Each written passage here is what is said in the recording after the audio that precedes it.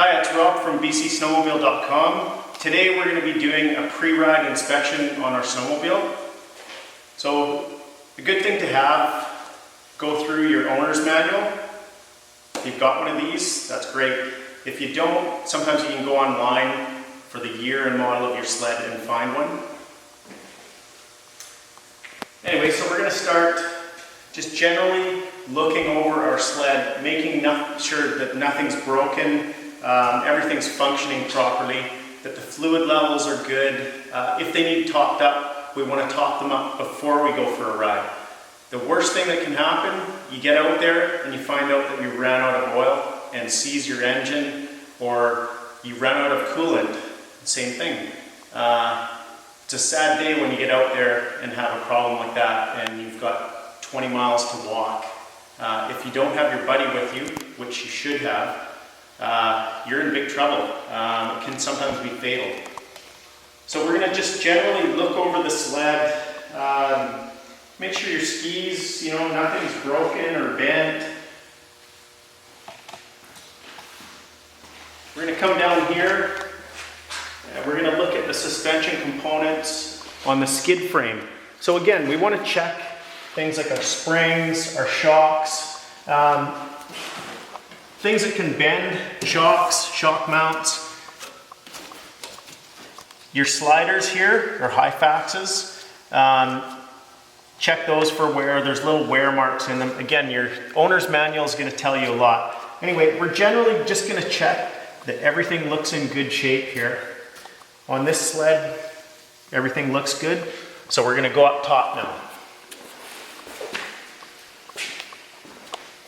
Walk around. I'm going to check if I've got a spare belt. You must have a spare belt before you leave. If you don't have a spare belt, then don't go out on your sled. Because if your belt breaks, it's like having a flat tire, but only it's worse because quite often you can't walk home in the deep snow. So on this particular sled, the spare belt is stored here. This one looks to be in very good shape. It's brand new. So, and I know this is for this machine. Each sled manufacturer takes different size belts. So if you've got a couple different brands of sleds, you want to make sure that you've got the right one for your sled. Anyway, again, looking under the hood, everything looks good. I'm going to open this side up now.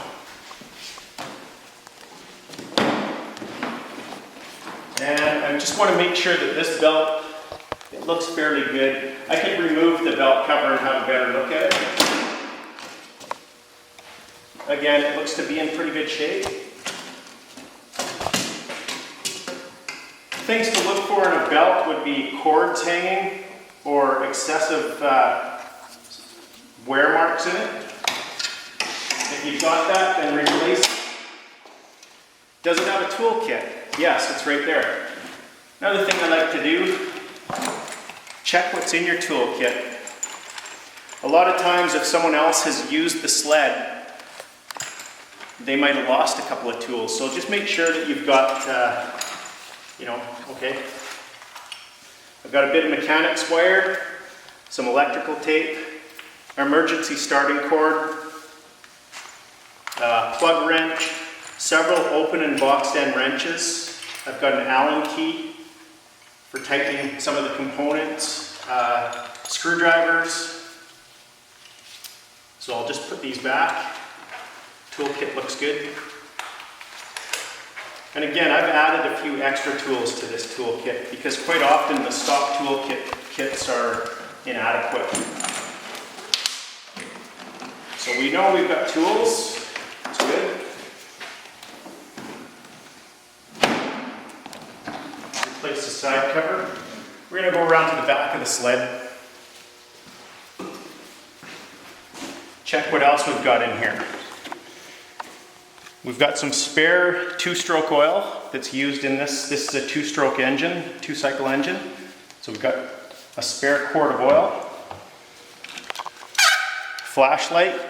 I also carry one of these in my pack and a headlamp.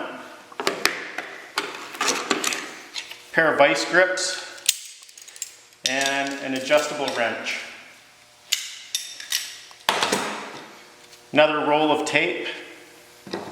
And then I've got a couple of pieces of rope. I use this as a tow rope, and this is a bridle on the front. We'll get to that in another video. So I'm fairly well equipped. I carry a lot of safety stuff also in my backpack. So I'm going to replace all this. And then I'm going to come around to this side and open this side cover. So this should be done at the start of every shift.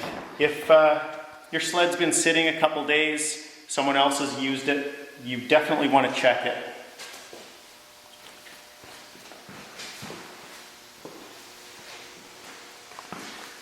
So I want to check the oil. This is a 2-stroke engine, so I would be using 2-cycle oil, just like we had in the back. Well, I noticed this one is about half full, so I don't want to leave without filling it up. I'm going to remove the lid. I like to use good quality synthetic 2-stroke oil, or you can use the stock Skidoo brand of either synthetic or mineral oil. I would recommend synthetic. You're going to get better longevity.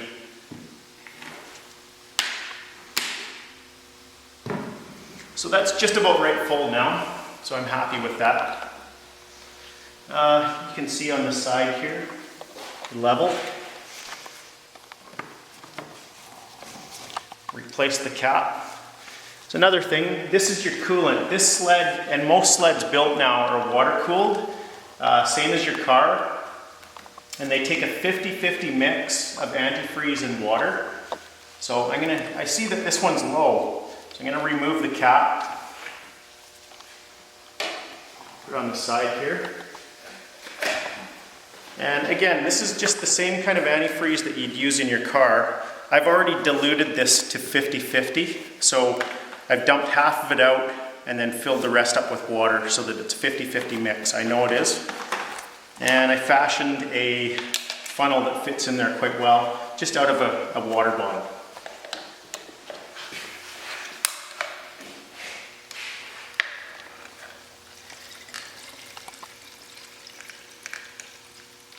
And again, on this reservoir, there's actually a line on it that says full or low. So now I'm at the full mark. So I'm good to go with the coolant, good to go with the oil, and I've got my spare oil in the back. It's not very often that you go out for a ride and need the spare oil, but if you're going for an extended length of time or like a long ride, you would definitely want to carry spare oil, extra oil, and also extra fuel.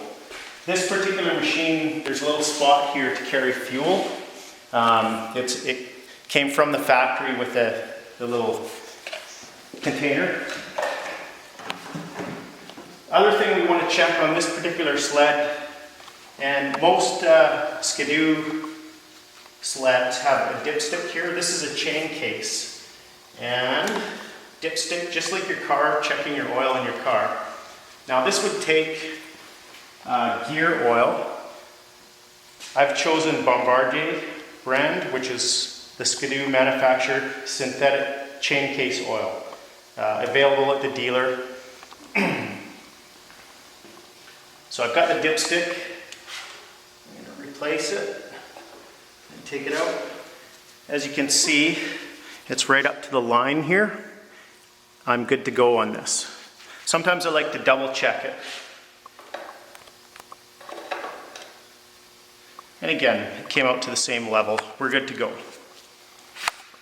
On a Polaris, the newer ones usually have a little sight glass right in the side of the chain case, and you'll need probably a flashlight to look at it. And it should be about midway up the sight glass, which would be located approximately in this position here.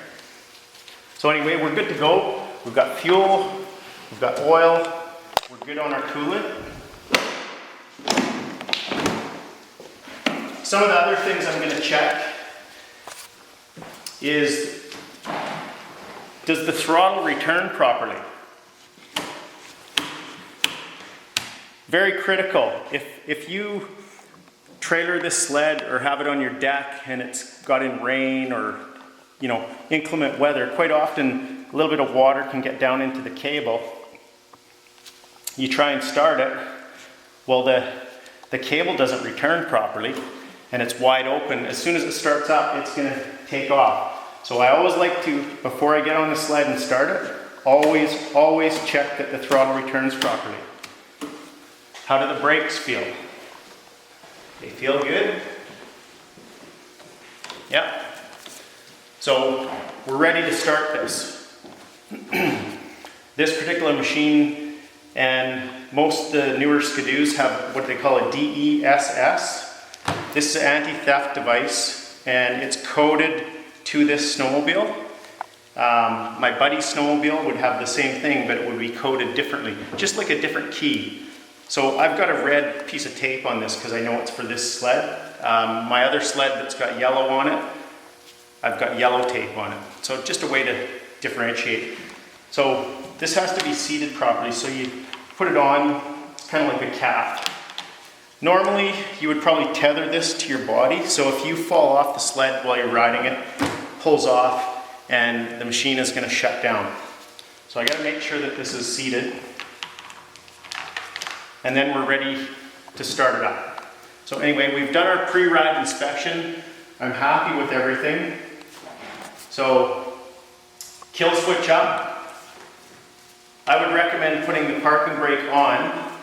Remember to take it off after you're gonna move, because what can happen, if the brake gets left on, it'll overheat and probably start your snowmobile on fire, and that'll be the end of it. I've seen this happen several times. It's not a pretty sight and can be quite costly when you get a machine that's worth thousands of dollars.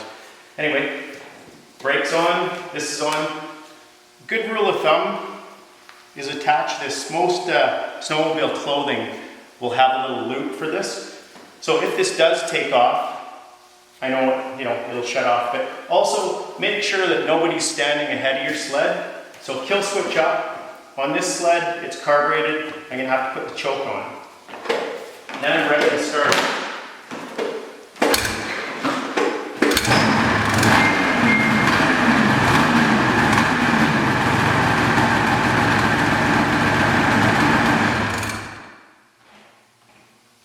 So we're good to go.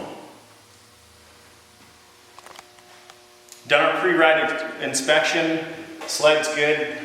If we were going for an extended ride, we would have extra fuel. Thank you from bcsnowmobile.com.